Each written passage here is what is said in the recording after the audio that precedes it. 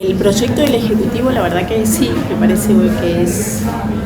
Primero que creo que tiene muchas falencias desde el punto de vista de la técnica, así que va a tener que pasar por un proceso, tendría que pasar por un proceso de mejoras muy importantes, pero además desde el fondo también es un retroceso enorme.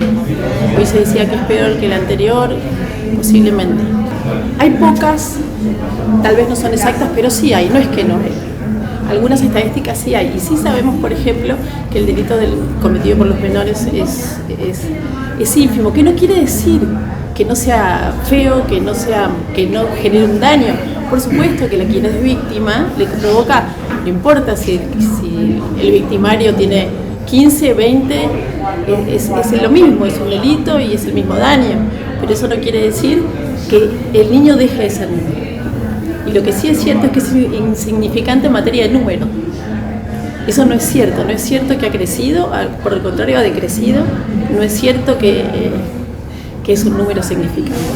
No es cierto, y tampoco es cierto esto que se dice mucho, hay provincias que tienen la edad en 12, está bien, hoy dicen es la responsabilidad, pero bueno, por ejemplo, provincias como Brasil, que tienen la responsabilidad penal en los 13 años o 12, el índice de homicidios en Brasil, el índice de homicidios es lo que se utiliza para medir qué tan inseguro es un país. Sí. Está en 23 el promedio. La Argentina en 5. Entonces, ¿qué tanta injerencia tiene eso? ¿Vamos a ser más seguros? ¿Por qué?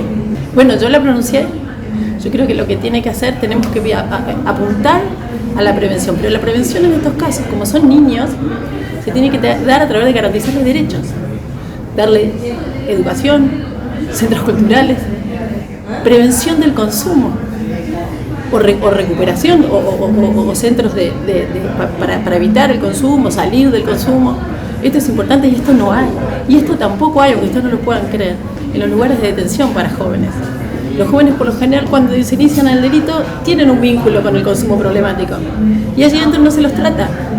Entonces es muy difícil, es un círculo que es muy difícil salir, y lo que sí está comprobado, no acá en el mundo, es que quien ingresa a esos lugares es más fácil que vuelvan a delinquir que quien no lo hace. En la edad de desarrollo, si al niño uno le dice, vos sos un delincuente, cuando se está desarrollando, cuando está socializando, si él se desarrolla, socializa como si fuera, bueno, puede ser que se lo termine creyendo. ¿Qué se le dice? Por supuesto que todo es entendible, pero ¿qué se le dice a aquellos familiares que fueron personas que fueron víctimas de un hecho de violencia de un menor de 15 años, por ejemplo? Eso es otro mito.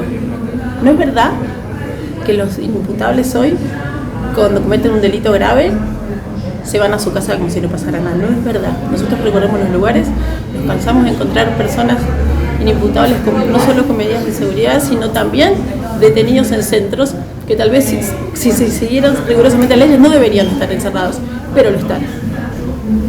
¿Y qué se dice a las víctimas? Yo supongo que lo mismo que se le dice a cualquier víctima, que es horrible lo que les pasó, pero además también otra cosa que debería suceder es encarar el tema de la cuestión del delito juvenil desde la justicia restaurativa, que es sanadora no solo para quien comete el delito, sino para la víctima.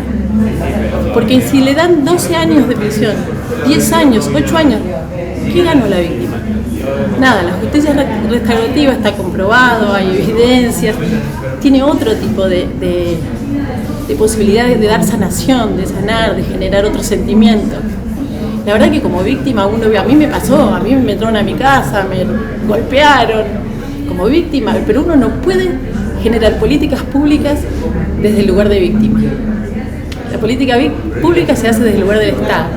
De la discusión, digamos, de estos tecnicismos en cuanto a las edades, ¿entiende usted que es una forma de mimetizar o de postergar algunas decisiones que se deben tomar en el orden de la prevención como para dejar calmo un sector de la población?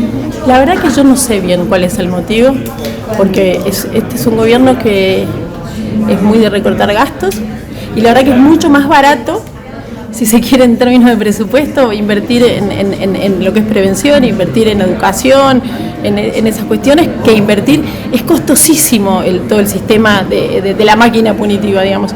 Así que no lo sé, creo que puede ser una cuestión discursiva. Tal vez es ideológico, no lo sé, no quiero no quiero tampoco leer malas intenciones, la verdad que no lo sé. Lo que sé, y no sé, lo que sí no tengo duda, es que yo estoy convencida que se están equivocando. Reavivar la polémica. Perdón, no yo. O sea, hay estudios que indican que desde la neurociencia, que a los 13, 14 años el lóbulo frontal no está terminado de desarrollar, no hay posibilidad de comprender las consecuencias de lo que hace. O sea, es algo que es. Por eso lo que se dice es, los que lo tengan bajo tienden a subir a los 14. Y otra cosa, los países que tienen la edad de imputabilidad más baja, las penas máximas son de 3 años tal vez. Acá se quiere poner más baja y 20. Eso es lo que no podemos agarrar lo peor de todos lados. La solución, aunque sea así, igual no va a llegar, digamos, no se detiene, digamos, y no se mejoran las condiciones sociales en su conjunto. Yo te diría que no solo no va a llegar, va a empeorar. Sí, claro. Porque si hay algo que yo te aseguro que pasa, y te lo dicen todas las personas que están detenidas de adultos, el lugar de menores es, si la facultad es una universidad del crimen, si la cárcel es una universidad del crimen, en los institutos, los lugares, los centros de menores, es mucho peor. Abordajes integrales como por ejemplo en materias de educación, y tendrá que ver esto con la formación en el caso de secundarias o escuelas terciarias, y por qué no una participación a través de centros comunitarios en los cuales la familia tenga que ser un actor protagonista en este proceso, digamos, de socialización. ¿Por qué no se elabora, Rocío? Bueno, en realidad hoy se hacen. Por eso yo decía, la mayoría de las provincias, algunas no tienen ni siquiera detenidos, claro. La mayoría de los abordajes se hacen con medidas en territorio. Algunos de los dispositivos medidas en territorios tienen este tipo de abordaje. Hoy hay cosas en la Argentina que se hacen de ese tipo. Lo que habría es profundizarlas y mejorarlas. Pero algunas cosas de este tipo se están haciendo.